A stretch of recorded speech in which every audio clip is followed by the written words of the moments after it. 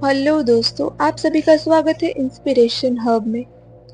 तो आज की मेरी कहानी है हॉस्टल का आखिरी कमरा।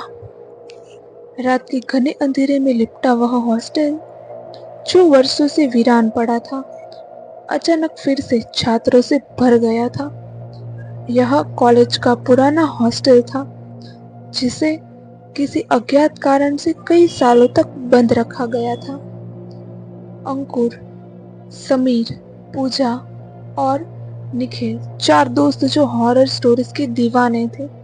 उन्होंने सुना था कि हॉस्टल का आखिरी कमरा नंबर 306 एक रहस्यमय इतिहास समेटे हुए था। कहा जाता था कि वहां रहने वाला कोई भी छात्र जिंदा नहीं बचता। तो आइए दोस्तों, कहानी शुरू करते हैं। कॉलेज हॉस्टल की पहली रात।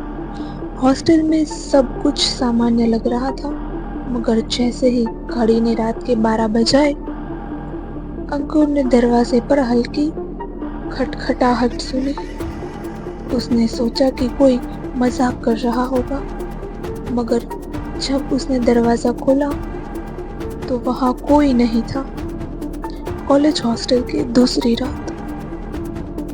पूजा ने देखा कि बाथरूम का नल अपने आप चल रहा था, जबकि कोई वहां गया भी नहीं था। समीर ने सोचा कि यह सिर्फ पाइपलाइन की खराबी होगी, मगर अंदर जाते ही शीशों पर धुंधले अक्षरों में लिखा था, मुझे बचाओ।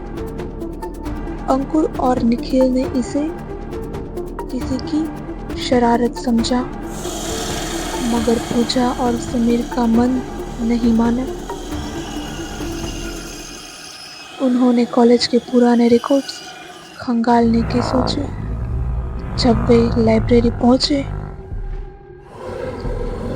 तो लाइब्रेरियन ने उनके सवाल सुनते ही ठंडी नजरों से उनकी तरफ देखा और धीरे से कहा, कुछ बातें दबा दी जाए तो अच्छा होता है। लेकिन उनकी जिज्ञासा और बढ़ गई। कॉलेज हॉस्टल की तीसरी रात। चारों दोस्त उस कमरे को देखने निकल पड़े। दरवाजे पर जंग लगी चेन थी, मगर निखिल ने जबरन उसे खींचकर तोड़ दिया। अंदर का दृश्य देखकर उनकी रीढ़ की हड्डी में शिहरन दौड़ गई। कमरा धूल से भरा था, मगर दीवारों पर अजीबोगरीब लकीरें खींची हुई थी, जैसे कि किसी ने नाखूनों से खरोच कर कुछ लिखा हो। सबसे अजीब बात यह थी कि दीवारों पर एक लड़की की तस्वीर थी, जिसके चेहरे पर धीरे धीरे दरारें पड़ रही थी। यह तस्वीर अभी टूटी कैसे? अंकुर ने कंपाते हुए बोला। तभी अचानक कमरे का दरवाजा जोर से बंद हो गया और तेज ठंडी हवा चलने लगी। पूजा चीख पड़ी, हमें यहाँ से बाहर निकलना होगा। तभी निखिल ने एक पुरानी डायरी उठाई, जिसमें लिखा था, मैं साक्षी हूँ, मेरी आत्मा अब भी यहाँ भटक रही है।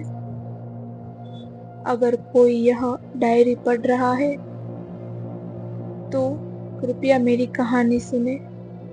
मुझे मेरे दोस्तों ने इसी कमरे में बंद कर दिया था और मैं कभी बाहर नहीं निकल पाई। अब मैं यहाँ किसी को भी चैन से रहने नहीं दूंगी। डायरी पढ़ते ही कमरे में जोर की गूंजने वाली हंसी सुनाई देने लगी। समीर ने दरवाजे को खोलने की कोशिश की, मगर वह अंदर से बंद हो चुका था। तभी पूजा जमीन पर गिर पड़ी और कंपाते हुए बोली, कोई कोई मेरे पीछे खड़ा है। चारों ने जैसे ही मुड़कर देखा, दीवार पर टंगी तस्वीर की लड़की अब हंस रही थी। कमरे की दीवारों से अचानक खून लिपटने लगा और साक्षी की परछाई हवा में उभरने लगी। वह धीरे धीरे चारों की तरफ बढ़ रही थी। हमें यहाँ से निकलना होगा, अंकुर चिल्लाया। निखिल ने जेब से भगवान की छोटी मूर्ति निकाली और जोर से मंत्र पढ़ने लगा। अचानक एक जोर की चीख के साथ दरवाजा खुल गया।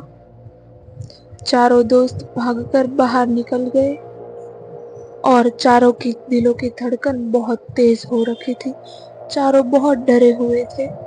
अगले दिन चारों ने प्रोफेसर से पूछा कि आखिर यह सब क्या था। प्रोफेसर ने गहरी सांस ली और कहा, साक्षी इस हॉस्टल की छात्रा थी। कुछ छात्रों ने मजाक में उसे कमरे में बंद कर दिया और भूल गए। जब दरवाजा खोला गया तो वह मृत पाई गई। तब से उसकी आत्मा भटक रही है। तो ये क्या इस कहानी का अंत था या कोई नई शुरुआत?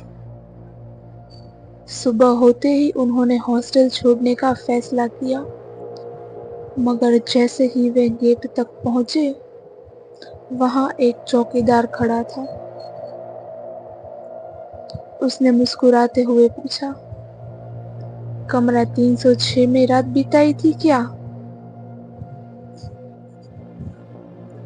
चारों ने कंपाते हुए सिर हिलाया। चौकीदार ने ठंडी सांस भरी और कहा, पिछले साल भी 4 दोस्त आए थे, पर उनमें से कोई लौट कर नहीं गया था। चारों के चेहरे पीले पड़ गए।